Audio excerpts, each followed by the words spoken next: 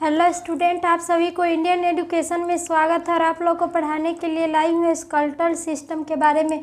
तो देखिए, आप सभी वीडियो अच्छा लगे तो वीडियो को लाइक और सब्सक्राइब जरूर कीजिए। क्लास एमएलटी और डीएमएलटी मेडिकल लैब टेक्नीशियन और डिप्लोमा कोर्स में पढ़ाने जा रही हूँ एनाटॉमी एंड फिजियोलॉजी। तो एनाटॉमी एंड फिजियोलॉजी में चैप्टर 6 क्या है? अस्थि संस्थान या कंकाल तंत्र, स्केलेटल सिस्टम, जिसमें क्या होगा कि हड्डी का ही निर्माण होती है। तो ये है कंकाल या अस्थि पंजर। इसके अंतर्गत आज क्या पढ़ना है? अस्थि संस्थान में कंकाल तंत्र के अंतर्गत तो कंकाल या अस्थि पंजर के बारे में, जो द स्केलेटन, अस्थि कंकाल या अस्थि पंजर। तो ये क्या होगा कि मानव कंकाल में कुल 206, मानव कंकाल में कितने होती है? तो कुल 206 पृथक पृथक अस्थियां होती है। मानव के शरीर में कंकाल की अस्थियां कितनी होती है? तो 206 होती है। और ऑस्टियोलॉजी के अध्ययन की सुविधा के लिए, ऑस्टियोलॉजी के अध्ययन के सुविधा के लिए पूरे कंकाल को मुख्य रूप से 2 भागे में बांटा जाता है। शरीर के पूरे कंकाल को कितने भागों में बांटा जाएगा?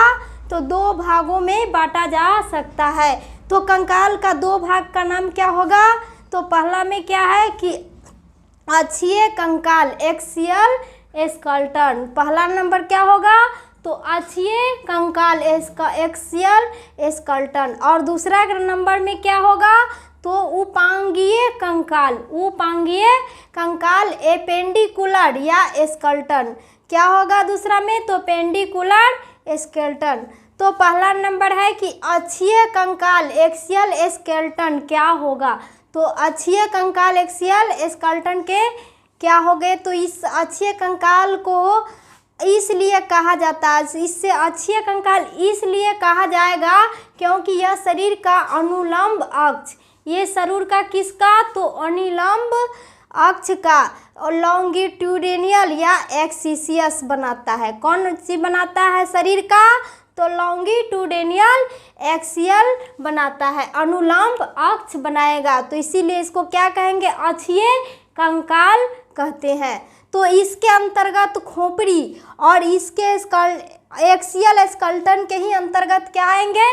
खोपड़ी, माथा के जो खोपड़ी होती है वह है खोपड़ी स्कूल या कशेरुका दंड। ये कशेरुका दंड, वर्टेब्रल कॉलम क्या होगा? तो वर्टेब्रल कॉलम, जो शरीर के क्या होते हैं? मानव के शरीर के पीछे वाला वर्टेब्रा को कहते हैं वर्टेब्रल कॉलम, कशेरुका वर्टेब्रा। जो उरास्ती का स्टर्नम, जो क्या होगा? तो उरास्ती का स्टर्नम एवं पार्श्विकाओं, ये पार्श्विकाओं या पसलियों, रिब्स, जो उसमें क्या होंगे? तो रिब्स भी होते हैं। वर्टेब्रल में रिब का तो समावेश होता है। इसमें क्या होगा? तो वर्टेब्रल या स्टर्नम या पर्सिकाओं और रिब्स का क्या होगा? तो समावेश होता है। किसमें? तो अक्षीय कंकाल, एक्सियल स्केलेटन में। तो एपेंडिकुलर स्केलेटन दूसरा नंबर में क्या है कि एपेंडिकुलर स्केलेटन, इसमें भी कुल अस्थियां 80 होती है। अक्षीय कंकाल स्कल में क्या, स्केलेटन में कितने अस्थियां होती है?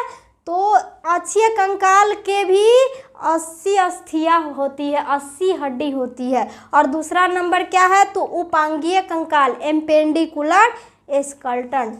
तो इसके अंतर्गत इसके अंतर्गत क्या होगा? एपेंडिकुलर स्केलेटन के अंतर्गत तो इसके अंतर्गत ऊर्ध्व भुजाओं जो ऊपर एक्सटर्नियस, जो ऊपर क्या होगा? तो एक्सटर्नियस के साथ स्कंध मेखला, स्कंध क्या करेगा? तो ये स्कंध मेखला पेक्टोरियल गार्डेल एवं निम्न भुजाओं को लोअर एक्सटरमीडियस क्या होगा? तो एक्सटरमीडियस के साथ श्रोणी मेखला, एक्सटरमीडियस के साथ किसमें? तो श्रेणी क्रम में, श्रेणी की मेखला में पेल्विस ग्रैंडियल की अस्थियों का, और पेल्विस ग्रैंडियों को, जो कमर में जो पेल्विस होती है उसकी ही मेखला का, तो पेल्विस ग्रैंडियल की अस्थियों का समावेश होगा। और किसका? तो पेल्विस का समावेश होगा जो कमर में होती है। तो इसमें कुल 126 अस्थियां भी होती है। इसमें भी 126 कुल अस्थियां होती है। किसकी? तो उपांगीय कंकाल, एक्सिया एपेंडिकुलर स्कलेटन में।